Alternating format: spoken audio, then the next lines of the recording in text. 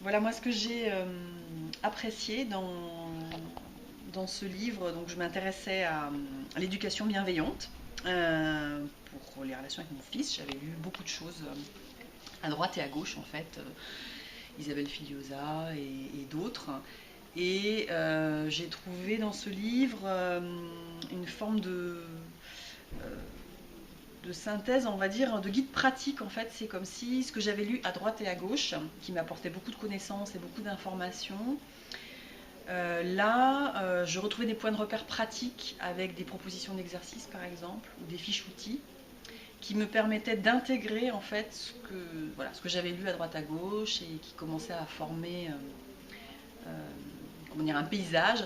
Ben là, par exemple, sur les héritages familiaux, ben voilà, d'avoir un exercice qui m'est proposé où je peux commencer à identifier et lister ce que je veux garder, ce que j'aimerais faire différemment. Enfin voilà, j'ai trouvé des éléments pratiques et une retraduction, une reformulation assez pédagogique en fait d'un certain nombre de connaissances et de principes sur par exemple les émotions, sur l'attachement, voilà, sur des sujets comme ça qui tournent autour de la parentalité et de l'enfance.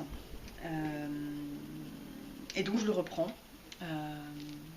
comme ça régulièrement pour intégrer des nouveaux outils. Là, par exemple, le bâton de parole. Comme mon fils était trop petit, bah, je pense que c'est un truc qu'on va mettre en place bientôt. Il y a à la fin une grenouille aussi pour faire la météo que je voulais découper. Enfin, euh, voilà. J'aime le laisser le reprendre en fonction des moments. Eh ben merci, à bientôt.